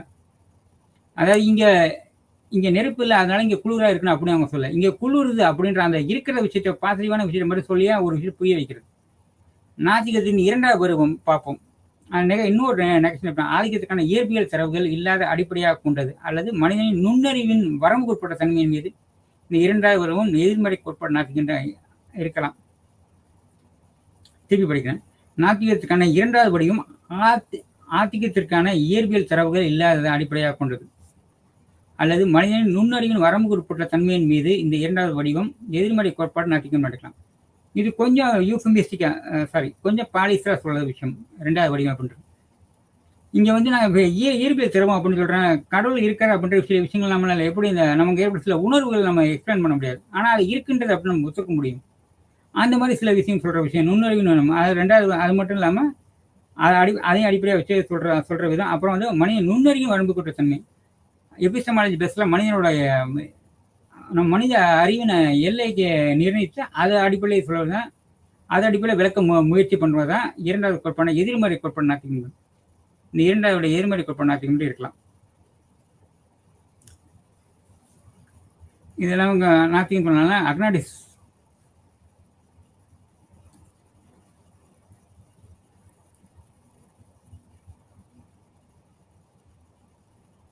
அக்னாசியம் சொன்ன சில விஷயங்கள் பார்ப்போம். அக்னாசியத்தில் 3 ஏக்னாட்டிசம் சொல்லக்கூடிய அந்த அஞ்ஞானவாதம். அஞ்ஞானவாதத்தில் 3 வித குழுவினர் உள்ளன. அவர்கள் தத்துவ அர்ப்பணிப்புகள் கடவுளை அறியும் சத்தியத்தை மறுக்கின்றன. இவற்றில் சில தத்துவ அர்ப்பணிப்புகளில் பேரியல், அனுபவவாதம், கான்டினிசம், தர்க்கவியல் ஆகியவை அடங்கும். தத்துவ அர்ப்பணிகள் பிலாசபிஸ்குள்ள எக்ஸ்பீரியன்ஸ் பேசக்கூடிய விஷயம். கான்டினிசம் இமானுவேல் கான்ட்னா அவரோட சிந்தனைக்கு பேர் தான் கான்டினிசம் சொல்லுவோம். தர்க்கவியல் அப்படின்றது லாஜிக், சிந்தனை காரண அடிப்படையில் எல்லாத்தையும் விளக்கணும் அடங்கும். நேர்மறை வாரம் மற்றும் இயற்கையில் இந்த தத்துவ நிலைகளை அஞ்ஞானவாதி உருவாக்கியுள்ள பேரழிவினர்கள் புலனறிவாதிகள் ஏற்றுவது என்று பல்வேறு வழிகளில் அழைக்கப்படலாம்.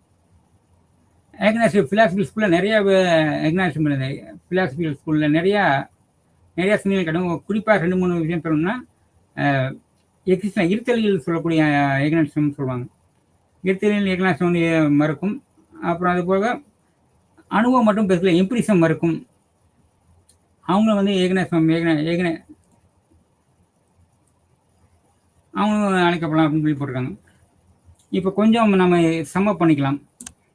இது வரைக்கும் பார்த்துக்கலாம். முதல் விஷயம் வந்து பிலாசபி ஆஃப் ரிலிஜன் விஷயம் மதத்திற்கான பிலாசபி ஆஃப் ரிலிஜன்னா மெய்யல், மதத்திற்கான மெய்யல் பற்றி படிக்கும். மதத்திற்கான மெய்யல், மதத்தை பற்றியான மெய்யல் தன்மை என்னப்படும், மதத்தினோட தன்மை என்னன்னு சொல்றான். மதத்துக்கான முதல் தன்மை என்னன்னு பார்த்தோம். அது வந்து கடவுளை பற்றி பேசியிருக்கோம் அப்படின்னு. இது கடவுளை பற்றி தான் பேசியிருக்கும்.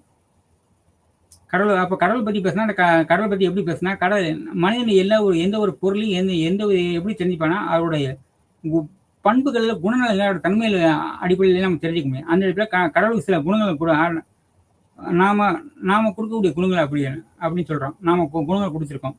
அந்த குணங்கள் என்ன எல்லா நற்குணங்களையும் கடவுளுக்கு பொருத்தியாச்சு. எல்லா மதங்களும் என்ன சொல்லுன்னா இந்த பிரபஞ்சத்தை படைத்தவர் ஆதி கடவுள் இல்ல, அவர் தான் வந்து மூல கடவுள் அப்படின்னு.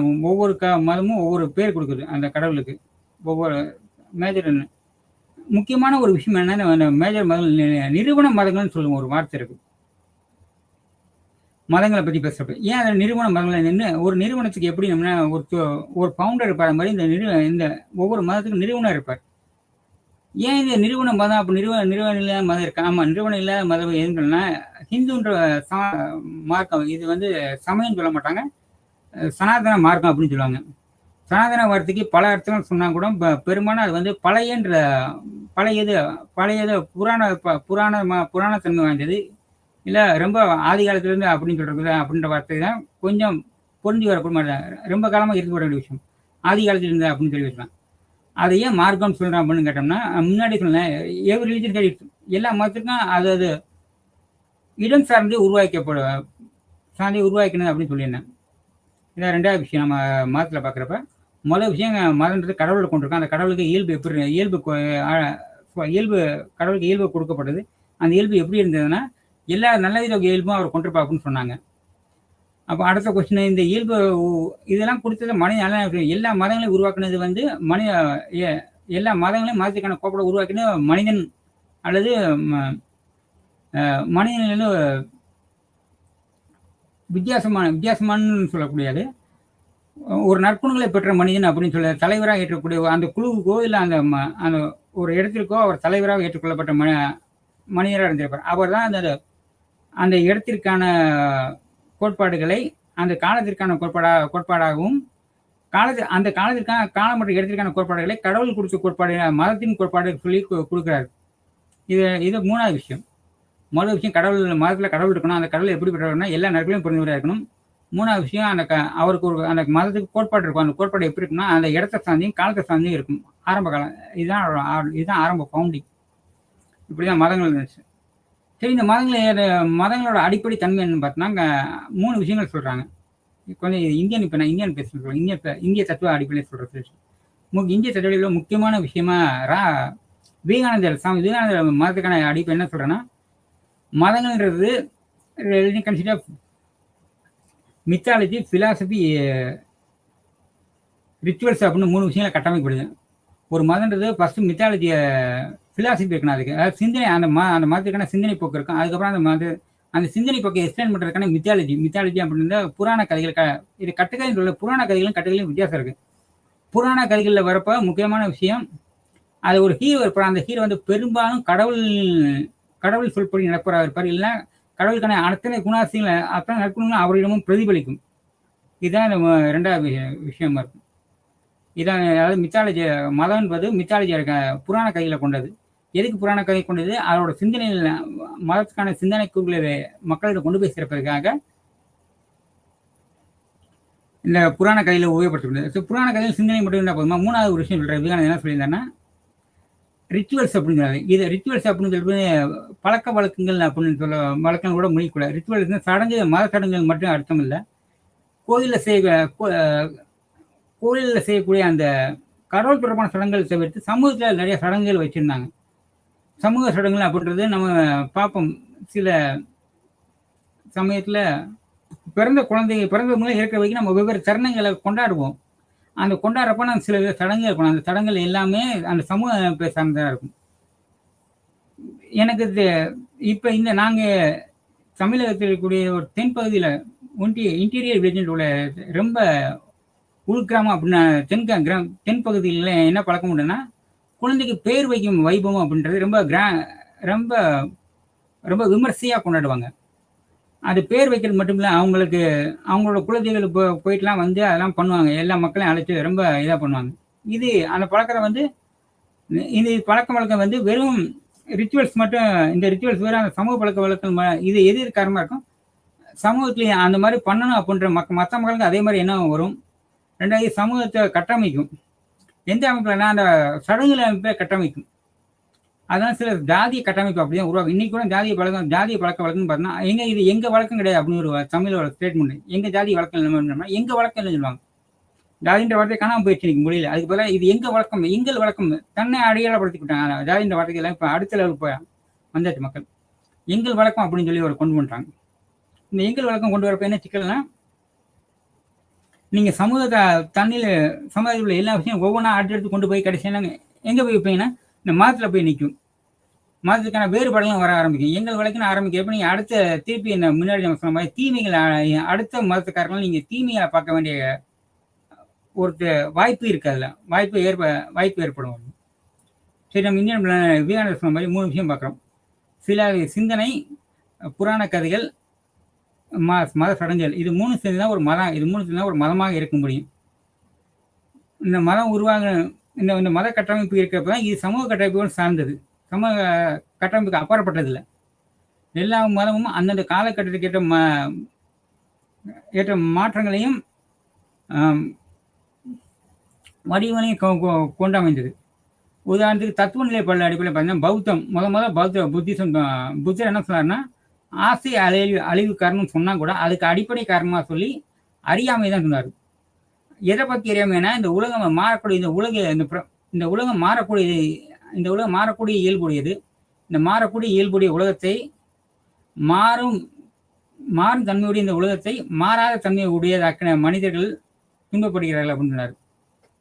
அதாவது மாறிட்டு இருக்க எல்லா விஷயத்தையும் நான் மாறாமல் அது எப்பயும் பர்மனெண்ட்டாக இருக்கும் அப்படின்னு. அதுக்கு உதாரணம் சொன்னோம்னா, நான் என்னைக்கு எளிமையாக இருப்பேன்னு நினச்சிட்டே இருந்தேன்னா அது எனக்கு துன்பத்தை மட்டும்தான் தரும். நான் அதுக்காண்டி நிறைய இன்வெஸ்ட்மெண்ட் நிறையா செலவழிப்பேன். ஏன்னா அழகுபடுத்துக்காண்டி என்னை எளிமைப்படுத்துக்காண்டி நிறைய கஷ்டங்களை இருப்பேன். அப்போ எனக்கு என்ன வரும்னா அந்த ஐடியா இருக்கும். ஆனால் மாறக்கூடியது அப்படின்னு எனக்கு அந்த ஐடியா அந்த அந்த உண்மை தெரிஞ்சிட்டுன்னா நான் மாறிட்டே வர என்னோட அப்போ தோற்றத்துக்கு முக்கியத்துவம் தராமல் அதை வந்து நான் மனப்பூர்வமாக ஏற்றுக்கொள்வேன் அப்படின்னு. இது ரொம்ப மனப்பூர்வமாக ஏற்றுக்கொள்கிற விஷயம் தான் இங்கே முக்கியம். ஏன்னா இங்கே உலகத்தில் இருக்க எல்லா விவேகானந்தர் சொன்ன என்ன சொல்வார்னா, இந்திய தத்துவவாதிகள் விவேகானந்தர் என்ன சொல்லியிருப்பான்னா, ஒவ்வொரு மதத்துக்கு இடையில இருக்கிற சகிப்புத்தன்மை வளரக்கூடாது. அதுக்கு பதிலாக பரஸ்பரம் ஒற்றுப்போகிற தன்மை இருக்கணும். சகிப்புத்தன்மைனா ஒரு விஷயம் நம்ம வந்து சகித்து போகிறது, பொறுத்து போகிறது. அதாவது ஒரு ஸ்டேஜுக்கு வேறு வழியே இல்லாமல் சகித்து போகிறது. இது அப்படி இல்லை. இங்கே சொல்கிற விஷயம் அதான் புத்தன் என்ன சொல்லியிருப்பேன். புத்தர் சொல்கிற விஷயம் அந்த ஆரம்ப பிலாசபி அதெல்லாம் இருக்கும். இங்கே எல்லாம் மாறக்கூடியன்னு சொன்ன இந்த விஷயத்தை நான் மாறும்னு நினைக்கிறப்ப தான் பிரச்சனை. அதாவது அதோட இயல்பை நான் மாற்றி நினைக்கிறேன். ஒரு மாறக்கூடிய பொருளை மாறாதுன்னு மாறக்கூடிய பொருளை மாறாதுன்னு நினைக்கிறேன். மாறாத ஒரு பொருளை மாறும்னு நினைக்கிறேன். அதை மாற்றி மாற்றி புரிஞ்சுக்கிறேன். நெருப்பை குளிர்னும் குளிரை வந்து சுடுன்னு சொல்லி புரிஞ்சுக்கிறேன். குளிர் வந்து சுடும், நெருப்பு வந்து குளிரும் அப்படின்னு சொல்லி புரிஞ்சுட்டு என்னது எப்படி அதுக்கு அதுலேருந்து வர என்ன பண்ணலாம் அனுபவிக்க முடியாது.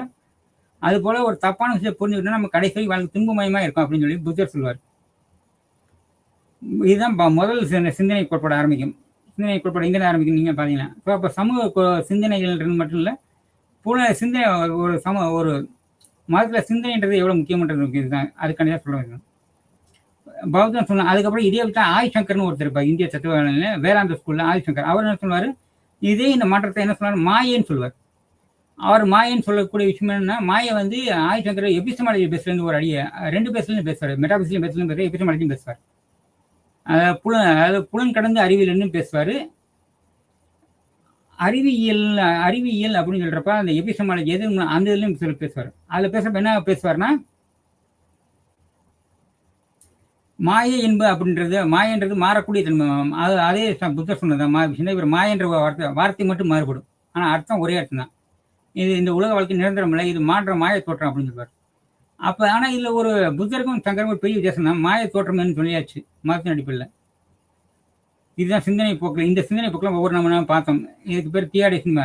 எந்த போக்கில் அவங்க எக்ஸ்பிளைன் பண்ண போகிறாங்க அப்படின்னு பார்த்தீங்கன்னா, புத்தர் வந்து கடவுளை புத்தர் கடவுளை மறுக்க என்ன சொல்லுவாங்கன்னா, புலனுக்கு அப்பாற்பட்ட விஷயம் தான், அது வேண்டாம், நமக்கு தேவையான விஷயம் மட்டும் பேச சொல்லி புத்தர் சொல்லிக்கிறார்.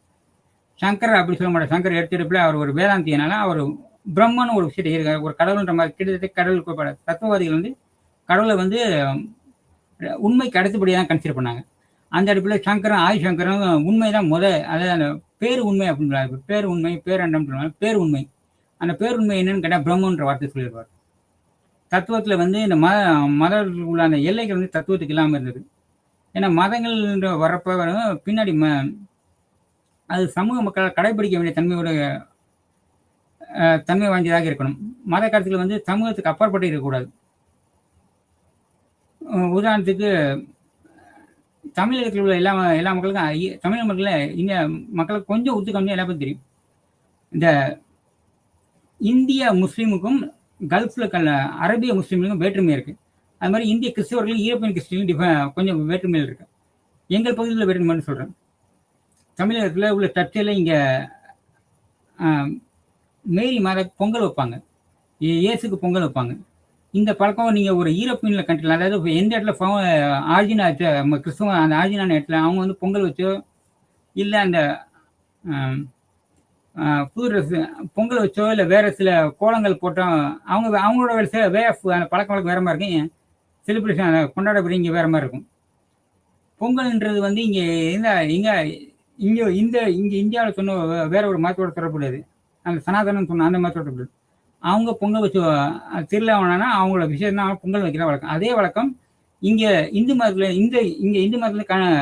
மதமாற்றம் மதமாற்றம் அடைஞ்சு கிறிஸ்டின் போனவங்களும் இங்கே உள்ள அதே பழக்க வழக்கம் ஃபாலோ பண்ணுறாங்க. அப்போ அது பெரிய லெவலில் அந்த மாற்ற அளவு ஏற்படுத்தலை. அப்போ மதங்கள் சமூகத்தில் வந்து மதங்களுக்கான கான்ட்ரிபியூஷன் எந்த லெவலில் இருக்குன்னு விஷயம் ஏன் மதத்தை போய் நம்ம பிஜேபி படிச்சுட்டு இருக்கோம். பிள்ளாசியா பிள்ளைன்னு மத கோட்பாடு ஒவ்வொரு நிமிஷம் ஏன் படிக்கணும் அப்படின்ற விஷயத்துக்கான பதில் சொல்லுவோம். அதாவது ஏன் மதங்களை பற்றி ஃபிலாசபி ஆஃப் ரிலிஜன் இந்த விஷயத்தில் மதங்களை பற்றி படிக்கிறதுக்கான காரணம்.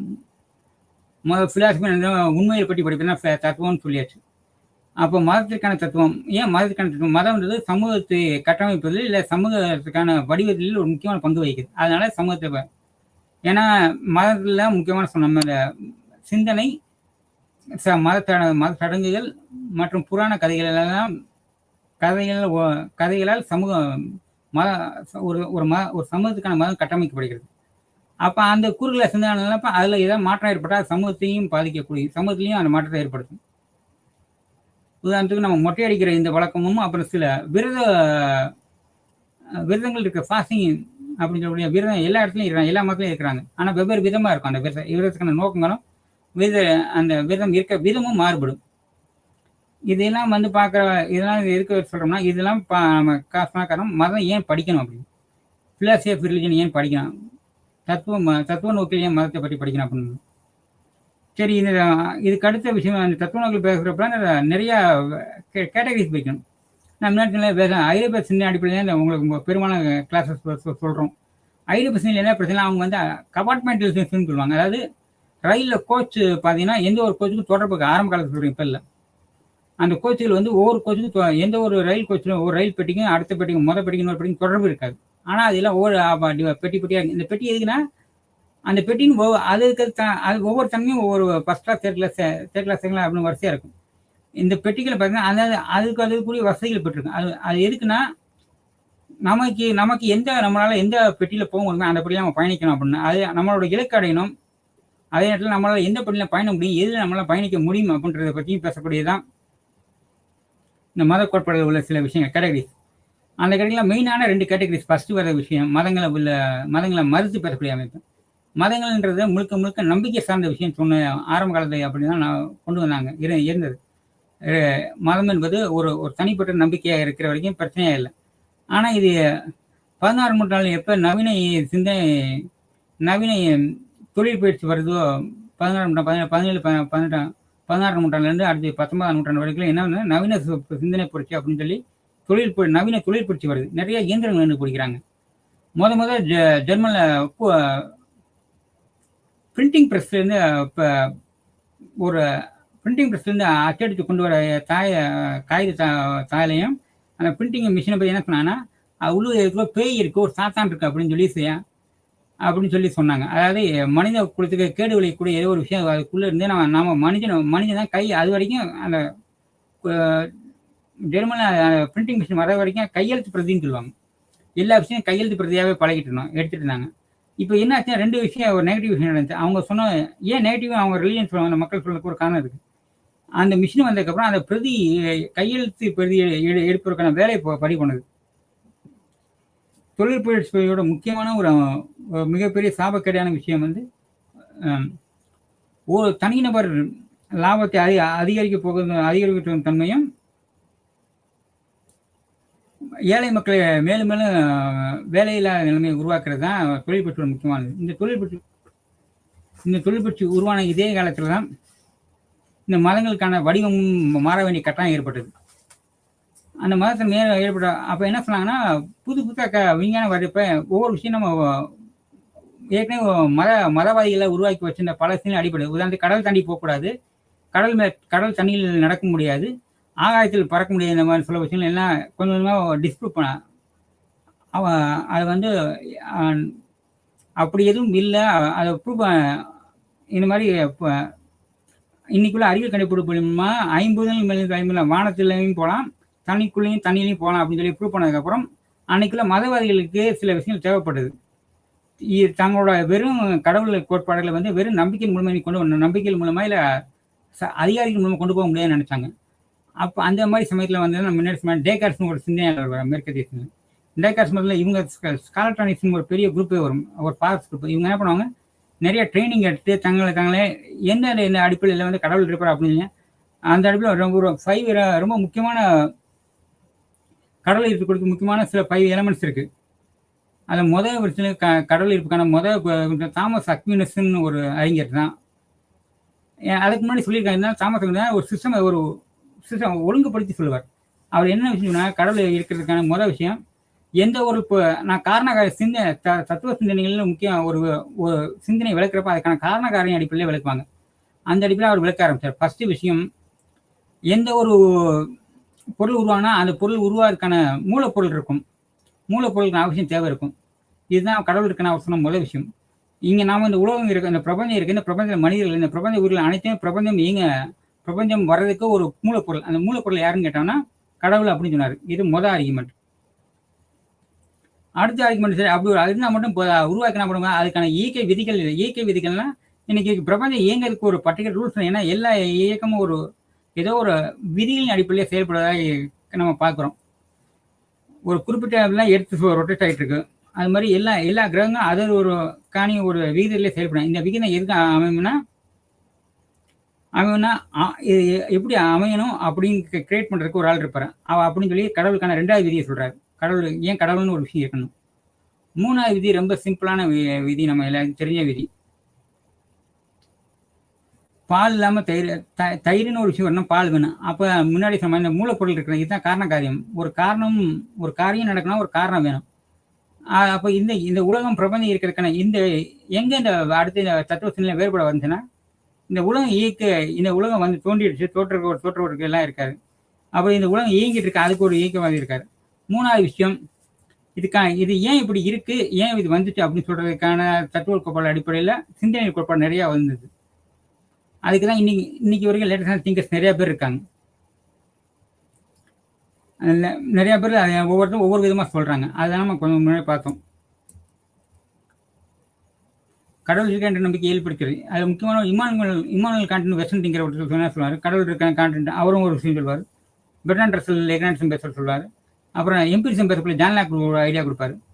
இதெல்லாம் போக ரொம்ப பழசாக சொன்னோம்னா பெர்க்சன் அப்படின்னு ஒருத்தர் சொல்லுவாங்க. பெர்க்லி அப்படின்னு ஒருத்தர் ஜார்ஜ் பெர்க்லி அப்படின்னு. இவங்க ஆரம்ப காலத்தில் என்ன பார்த்தீங்கன்னா, இயற்கையே மதம் தோன்றப்ப ஒவ்வொரு படியிலையும் கொஞ்சம் அது மட்டும் கொஞ்சம் சொல்லுவோம். ஆரம்ப கால மதங்கள் வந்து எடுத்தனே மனிதன் ஒரு ஒருமுக கடவுள் அப்படின்னு எடுத்துட்டு ஒரு தன்மையில் ஒரு கொள்கையோட கடவுளை கிரியேட் பண்ணவே உருவாக்கல. அதுக்கு பதிலாக பூதங்கள்ல அதாவது எதை வந்து தனக்கு பார்த்து பிரமிச்சானம் அவன் ஆரம்ப நான் தான் சொல்லுவேன், இது எல்லைக்கு உட்பட்டதாக இருக்கும். சமூக சிந்தனை அனைத்தும் வாழ்வாதாரத்தின் அடிப்படையிலையும் வாழ்வாதாரத்தில் சார்ந்து இருக்கக்கூடிய எல்லைகளை கொண்டது. அதாவது ஒரு சொசைட்டின்ற கிரியேட் பண்றப்ப அதை சுற்றி எந்த இடம் இருக்கோ அந்த இடத்துக்குமோ அந்த காலத்துக்கு ஏற்ப மாறுபடும் அப்படின்னு. அதான் ஆரம்பத்தில் மனிதன் சொன்னப்ப சிந்தனை சொன்னப்ப முத தண்ணியை தான் கடவுளை வழிபட்டாங்க. தண்ணியை கடவுளை நினைச்சாங்க. அதுக்கப்புறம் காற்றை கடவுளை நினைச்சாங்க. அதுக்கப்புறம் இல்லை காற்று கடவுள்னு தண்ணியும் கடவுளை, நெருப்பு தான் கடவுள்னாங்க. இப்படி ஒவ்வொரு இடம் மாறி அப்புறம் கடைசியாக இல்லை இதெல்லாம் தாண்டி இதுக்கு அப்பாற்பட்ட ஏதோ ஒரு விஷயம் இருக்கு. இந்த ரிலிஜியில் முக்கியம் இந்த அடிப்படையில் நான் சொன்ன ஃபர்ஸ்ட் இந்த இயற்கை அனிமிசம் டாட்டோயிசம் அப்படின்னு சொல்லி ஒவ்வொரு சொல்லணும்னால இந்த 3 சொல்லுவோம். இந்த முக்கிய டாட்டோயிசம் அப்படின்றது என்ன பார்த்தோன்னா, ஒரு இறந்த ஒரு ஆன்மாவையோ ஒரு ஆன்மா சார்ந்த விஷயங்களை பற்றி பேசுறது தான். ஆன்மா சார்ந்த விஷயம் கடவுள் தன்மையோட கொடுத்து செயல்படுறது தான். இப்போ நம்ம பேசியிருக்க எல்லா விஷயங்களும் இந்த நானே அஸ் எ ஹியூமன் பீயிங் ஒரு மனிதனா என்னோட காலைகளுக்குள் உட்பட்டு சொல்ல முடியாது, என்ன புரியல்கள் சொல்லி இதுக்கான மேற்கொண்டு படிக்க வேண்டிய விஷயங்கள் நிறைய அவங்க மெட்டீரியல் இருக்குது. தயவுசெய்து அதையும் படிங்க. அப்போ தான் இது சொன்ன ஒரு முழுமையான அறிவு கிடைக்கும். நன்றி, வணக்கம்.